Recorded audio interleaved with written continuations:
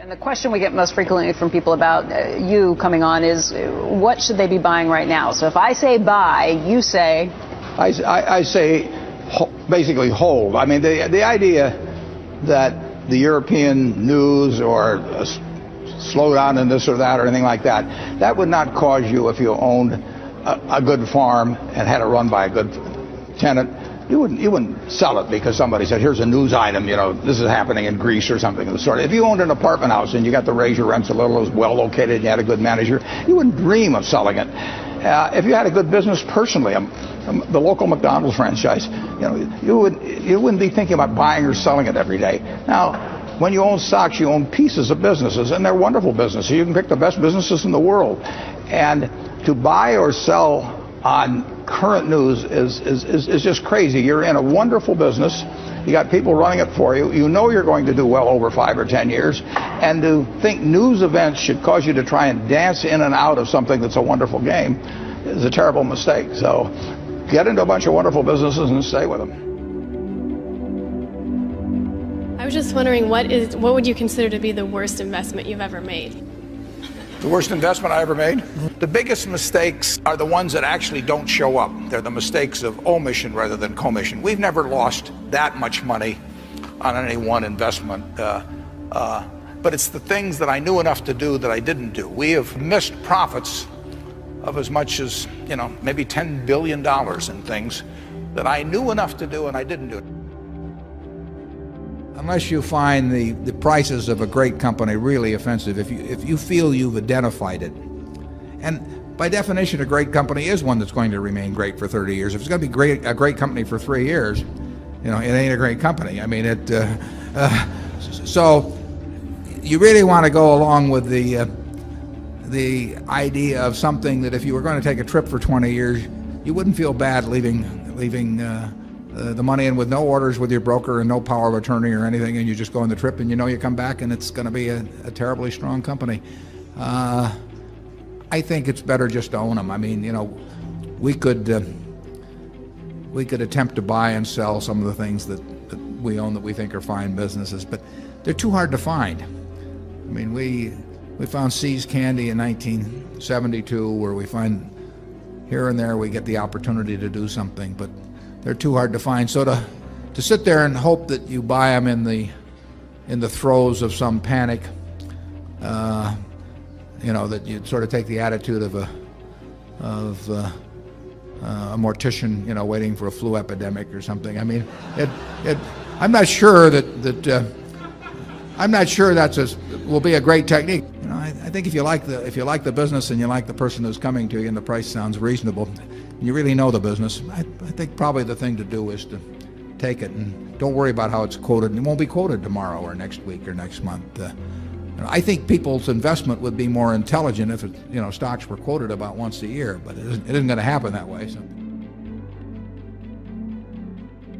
The country will do very well over time, but you will see these huge waves, and if you can stay objective throughout that, if you can detach yourself temperamentally from the crowd, you get very rich, and you won't have to be very bright. I mean, I'm sure you are, but you want, you know, it doesn't take brains. It takes temperament. It takes the ability to sit there and look at something. When I started out in 1950, I would go through and find things at 2 times earnings, and they were perfectly decent businesses, and people wanted jobs at those companies, and everybody knew they were going to be around. And they wouldn't buy them at 2 times earnings, and that's when interest rates were 2.5%.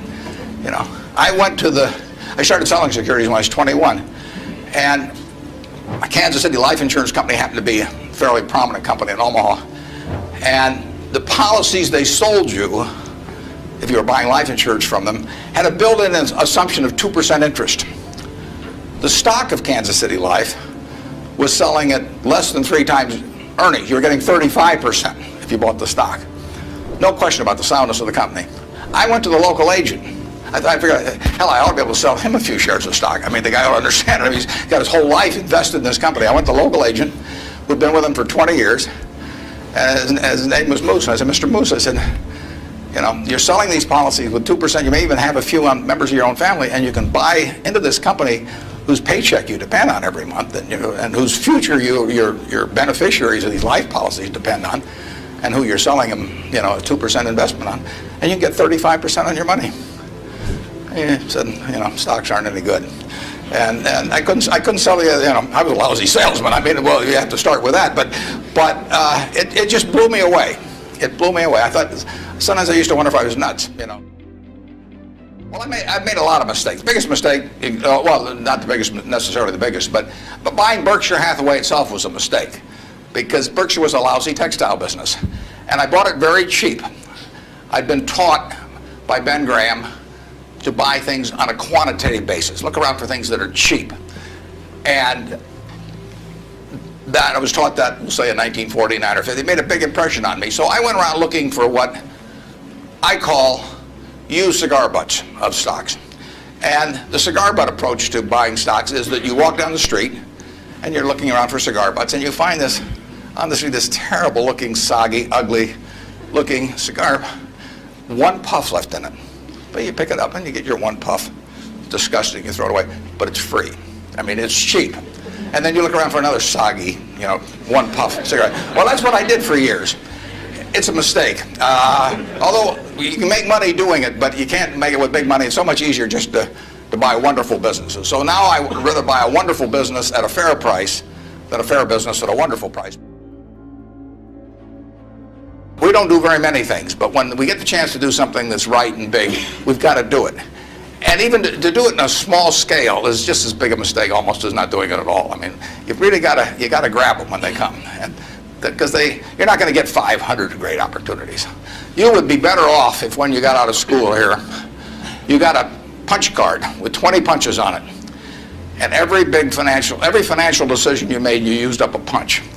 You'd get very rich because you'd think through very hard each one. I mean, you went to a cocktail party and somebody talked about a company, you didn't even understand what they did or couldn't pronounce the name, but they made some money last week and another one like it. You wouldn't buy it if you only had 20 punches on that card. There's a temptation to dabble, particularly during bull markets. In stocks, it's so easy. It's easier now than ever because you can do it online. Just you click it in and maybe it goes up a point and you get excited about that and you buy another one the next day and so on. You can't make any money over time doing that. But if you had a punch card with only 20 punches, you weren't going to get another one the rest of your life, you would think a long time before every investment decision. And you would make good ones and you'd make big ones. And you probably wouldn't even use all 20 punches in your lifetime, but you wouldn't need to. Investors behave in very human ways, which is they get very excited during bull markets and they look in the rearview mirror and they say, I made money last year, I'm going to make more money this year, so this time I'll borrow, or the neighbor says, I wasn't in last year when that neighbor was dumber than I made a lot of money, so I'm going to go in this year. So they're always looking in the rearview mirror. And when they look in the rearview mirror and they see a lot of money having been made in the last few years, they plow in and they just push and push and push on prices. And when they look in the rearview mirror and they see no money having been made, they just say this is a lousy place to be. So they don't care what's going on in the underlying business, and it's astounding. But that makes for huge opportunity, just huge opportunity. I mean, I've lived through roughly half, in an investing sense, about half that period, and I've had that long period of stagnation from 48. From 65 to 82, 17 years. I wrote an article for Forbes in 1979. I just said, how can this be? Pension funds in 1970 put 100 and some % of their new money in stock because they were wild about stocks. Then they got a lot cheaper and they put a record low in, 9% of their net new money in 1978 when stocks were way cheaper. People behave very peculiarly in terms of the reactions because they're human beings and they get excited when others get excited, they get greedy when others get greedy, they get fearful when others get fearful, and they'll continue to do so. And you will see things you won't believe in your lifetime and securities markets. Please subscribe to my channel if you have not done it yet, and don't forget to click the notification button. I hope you guys learned and enjoyed this video. Thank you, and have a great day.